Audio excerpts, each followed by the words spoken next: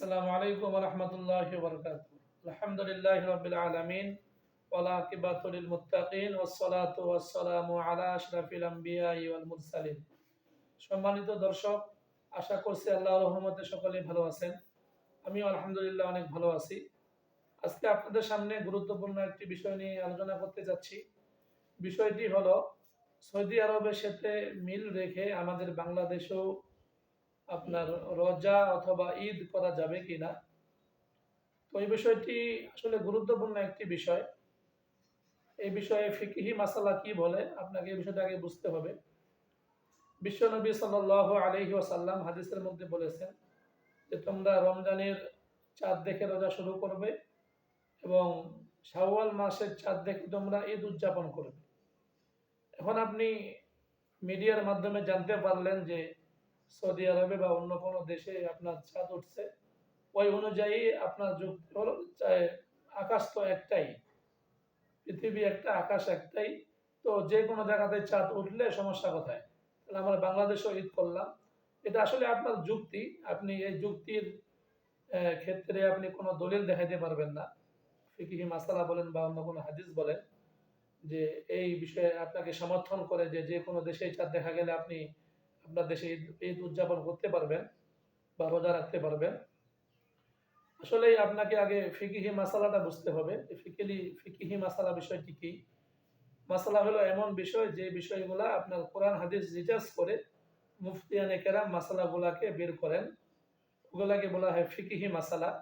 আপনার যদি মাসালার জ্ঞান না থাকে, শুধু আপনি হাদিস দিয়ে যদি লাফালাফি করেন, তাহলে আপনি পরিপূর্ণ সঠিক ইসলাম মানতে পারবেন না। তো এক্ষেত্রে আপনার আমার উচিত যে আপনি যে দেশে আছেন ওই দেশের সময় অনুযায়ী আপনাকে রোজা রাখতে হবে, হ্যাঁ, ইফতার করতে হবে, সেহরি খেতে হবে এবং ঈদ উদযাপন করতে হবে। যারা আমরা বাংলাদেশে আসি আমরা, আপনি এই বিষয়টা একটু ভেবে দেখেন যে চট্টগ্রাম, দক্ষিণবঙ্গের চট্টগ্রাম জেলা এবং উত্তরবঙ্গের ঠাকুরগাঁও জেলা, শেষ দুই জেলার আমি নাম নিলাম বাংলাদেশের মধ্যে। হ্যাঁ, আপনার বাংলাদেশের মধ্যে চট্টগ্রাম হইল আপনার শেষ জেলা দক্ষিণবঙ্গে এবং উত্তরবঙ্গের শেষ জেলা ঠাকুরগাঁও জেলা। এই ঠাকুরগাঁও জেলা এবং চট্টগ্রাম জেলার মধ্যে সময়ের ডিফারেন্স হলো প্রায় 12 থেকে 14 মিনিট। 12 থেকে 14 মিনিট ডিফারেন্স।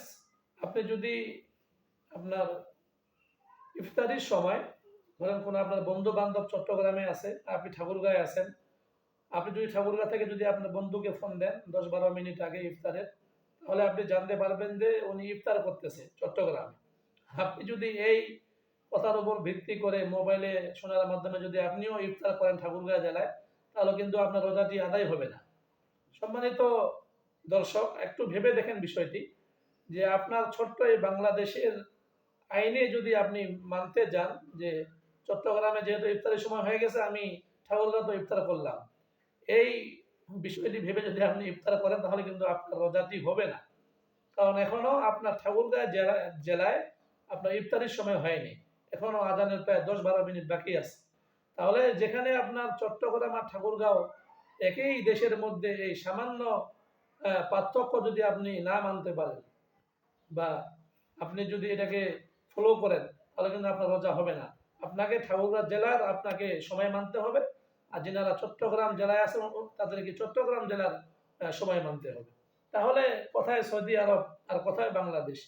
সৌদি আরবে চাঁদ দেখা গেছে এই ভেবে যদি আপনি বাংলাদেশে ঈদ উদযাপন করেন, তাহলে এটা কোশ্চিন কালেও আপনার এই ঈদ আদায় হবে না। যেহেতু এবার বাংলাদেশে আমাদের 30টি রোজা আপনার পরিপূর্ণ হচ্ছে, আর সৌদি আরবে যারা আছেন তাদেরও কিন্তু 30টি রোজা এবারও পরিপূর্ণ হয়েছে। তো আপনি তো বাংলাদেশে আছেন, তাহলে কিন্তু আপনার রোজা হইল কয়টা? 29টা। হ্যাঁ, তাহলে এই জন্য সৌদির সাথে মিল রেখে রোজা অথবা ঈদ কোনোটি যদি আপনি পালন করেন, কোনোটাই আপনার গ্রহণযোগ্য হবে না। ফিকহি মাসালা বিশ্লেষণ করলে এটাই আমরা বুঝতে পারি। তো আশা করছি বিষয়টি বুঝতে পেরেছেন। আসলে ধোঁকা না খেয়ে মাসালার দিকে খেয়াল রেখে মুফতিয়ানে কেরামের সাথে পরামর্শ করেই আপনি আরো বিষয়গুলা বিস্তারিত জানতে পারেন। যারা আজকের এই ভিডিওটি দেখলেন, আশা করছি বুঝতে পেরেছেন যে সৌদির সাথে মিল রেখে কেউ যদি রোজা অথবা ঈদ উদযাপন করে বাংলাদেশে, তাহলে তার এই রোজা এবং ঈদ উদযাপনটা সহি হবে না। এটাই হলো সত্য কথা। আল্লাহ পাক আপনাকে আমাকে সবাইকে যতটুকু আলোচনা করা হলো এটা বুঝার তৌফিক দান করুক। ওয়া আখির দাওয়ানা আলহামদুলিল্লাহি রাব্বিল আলামিন। আসসালামু আলাইকুম ওয়া রাহমাতুল্লাহি ওয়া বারাকাতুহু।